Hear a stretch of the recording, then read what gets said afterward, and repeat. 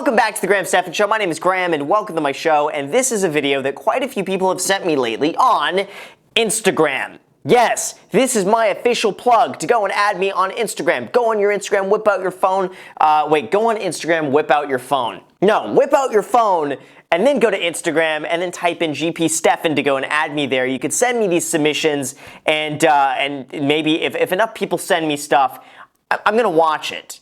Okay, this is one of them by CNBC titled Why Money Disorders, in quotes, I don't know why money disorders in quotes, may be ruining your budget.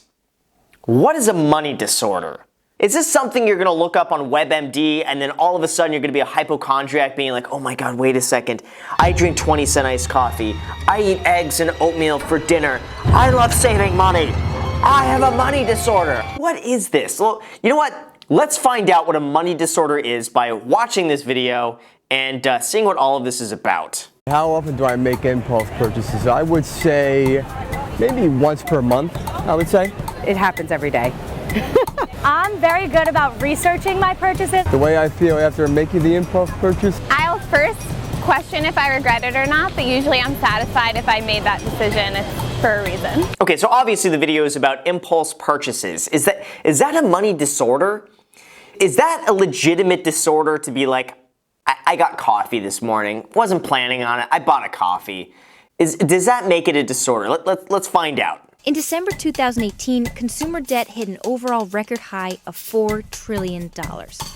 Experts say a significant amount of this debt can be explained by what they call money disorders. You know what, so far this isn't bad. I went into this thinking this was going to be some like really funny thing. So this is serious, guys. I mean, I know I'm laughing as I say, like, this is serious. I mean, it's serious stuff. I mean, debt is at all-time highs and people suck at money. So let's find out America's money disorders. So many of us are struggling in our relationship with money. And then in the extreme, you have individuals who are engaging in very self-destructive financial behaviors. They know better, but they can't seem to do better. And it's having a significant impact on their mental health, their financial health, their relationships, their ability to, perform their work functions. Perform work? What? Honestly, I just think it comes down to discipline and self-control. That's it. Like, I think the type of person who will go to the gym every single day is probably going to be the type who's going to be disciplined in other areas as well. If you slack off at the gym, if you slack off on your finances, if you don't budget, chances are that spills over into so many different parts of your life as well. It all just comes down to discipline and self-control. That's really it. I don't think we need to go as far as calling it a disorder. It's not a disorder. It's just like you got to get your shit together. That's really what it is. Let's call it for what it is. People need to get their shit together. If you can do that, you're going to save more money. According to Dr. Klontz, money disorders are often the result of underlying psychological issues like anxiety, depression, or trauma. You know what? So far, I think he has a valid point. If people are feeling down about something, they're feeling stressed about something, spending could absolutely be a way to kind of ease your mind because you're so focused on like, oh, I'm spending money on coffee, than you are about worrying about whatever issue. Or sometimes spending is really just like a band-aid to feeling better about yourself. If you're feeling low that day, not feeling yourself, you go and pick up a new pair of shoes, chances are that's going to make you feel temporarily a little bit better. But actually what I find quite interesting is that studies have shown that the endorphins that you get from going and spending doesn't actually occur at the point of purchase. It actually occurs with the anticipation of buying something. So technically, if you're feeling down about something, if you're anxious about something, the act of actually going and buying something won't actually do it. Instead, if you just go and look to buy for something, then that will have the exact same effect according to research and studies when they analyze the endorphins of the brain. So I found that really interesting. So hypothetically speaking, if you're experiencing depression and you see spending as a way to cure yourself from that, if you just go and window shop, that should have pretty much the same effect as you actually going and buying something. Well, money avoidant disorders at their core involves some sort of anxiety and not wanting to think about money. So there's a whole host of behaviors that people engage in to avoid dealing with money. One is, for example, financial denial, where we don't want to look at our statements, we don't want to think about money, we don't want to talk about money.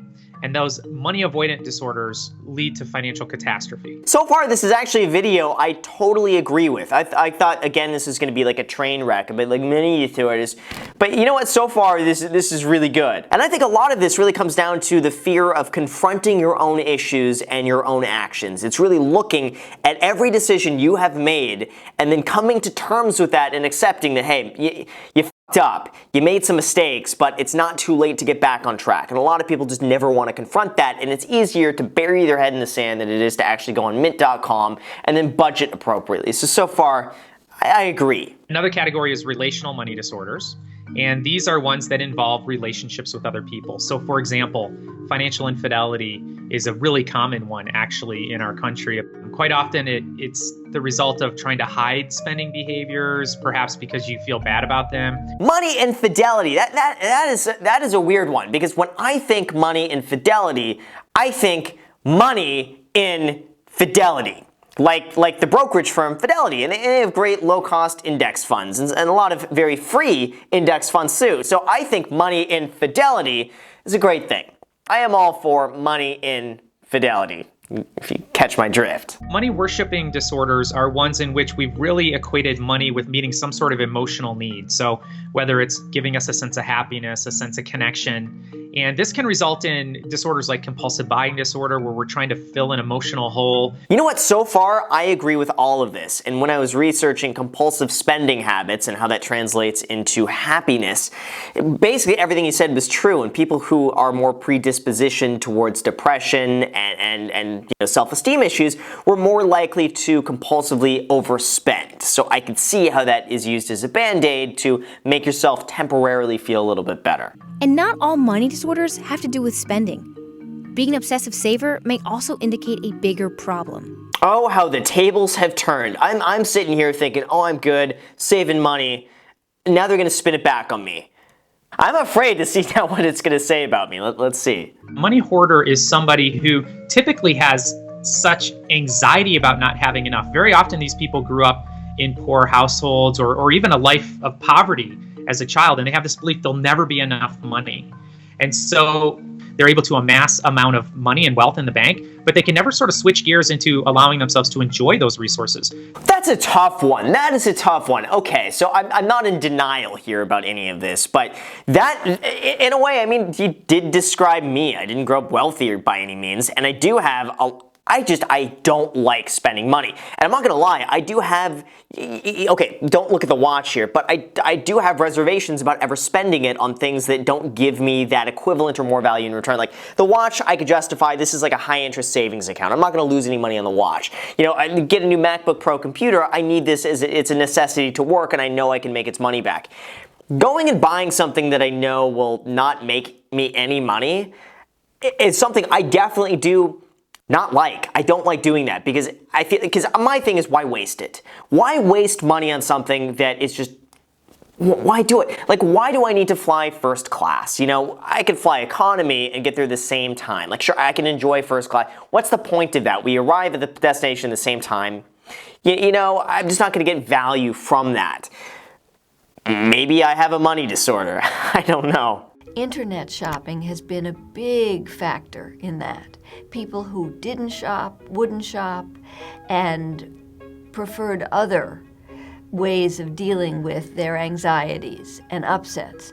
Now with the anonymity and the choice of internet shopping, men have been flocking to the internet at a rate faster than women in certain countries, buying more than women, and even in such traditionally female categories as health and beauty products. You know what? That's another something I completely agree with. I think every step necessary towards purchasing something makes you less likely to go and purchase it. Like, this sounds ridiculous, okay? My girlfriend and I washed my cat this weekend. I never thought I would start a sentence with, my girlfriend and I washed my cat. We did, okay?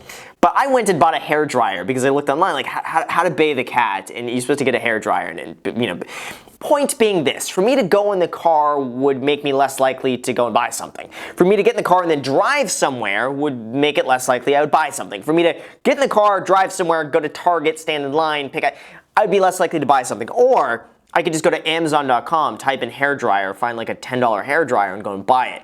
So that does make it a lot easier. The fewer steps you need in order to go and buy something, the more likely you will be to buy it because it's convenient. A 2019 study showed that nearly 3/4 of consumers go straight to Amazon when they are getting ready to buy a product. Bam! You know what? That read my mind. I go straight to Amazon for pretty much everything. It's Amazon. Why would you ever go and spend like 30 minutes of your time driving to and from somewhere, standing in line, when you could just order it from Amazon and usually get a way cheaper price? So I think that makes sense. People go to Amazon because Amazon is just cheaper from the very beginning. Dr. April Benson says that breaking your bad habits can be as simple as asking yourself 6 questions before every purchase. I think it's also necessary to learn something about how the behavior is being used, why you're over shopping. What they need to do is ask themselves 6 questions before they make a purchase. Why am I here? How do I feel? Do I need this?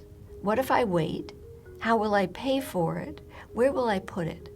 You know what? I gotta say that was a great video. I was going into this expecting it was going to be a train wreck. I thought this was going to be like a funny video. I go react to it and like disagree with everything they said. I think is true. I don't think we need to blow it up as much as like it's a disorder. I think it's just people suck with money, and the reason because of that is because the school system never teaches you how to handle money. I don't know why money becomes such a taboo topic, because it's one of the it is the driving factor for pretty much everything that you do. At its core, really revolves around money. How are you going to pay for something? How are you going to live? What are you going to eat today? How much is that going to cost you? Like everything is money. Even going to school, what are you going to learn, and how is this going to translate into you becoming a productive member of society? That has to do with being a responsible adult and budgeting and saving and buying things, okay? That's what it all really comes down to. And I think if we start people off earlier and we teach them that money is not something to fear, it's not something to be afraid of, it's not something that is taboo to talk about, we should all be more open with our finances. I think we should all be just as open about how much money we make in our credit scores as we should about like what we post on Facebook and Instagram. And again, I really believe all of this just comes down to delayed gratification, discipline, and self-control. That's as simple as it really is. And maybe some people have some psychological issues behind that. But I believe, and I'm no expert when it comes to this, believe me, but I believe that a lot of this is just lack of education and lack of care. And I really believe if more people just cared about this and saw the long-term outlook and really saw that what they do now is going to impact them 20 to 30 years from now in such a huge light, they wouldn't be so prone to overspending. And all of that just starts with smashing the like button if you haven't done that already. So with that said, you guys, thank you so much for watching. I really appreciate it. If you guys see any other videos you want me to watch and react to, send them to me either just on the comments or preferably maybe on Instagram, and just put the title of the video on there with the link as well, so that way I can always look it up and stuff like that. So anyway, make sure to do that. Also make sure to subscribe, and yeah, you know the drill with all of that. So anyway, thank you again for watching, and until next time.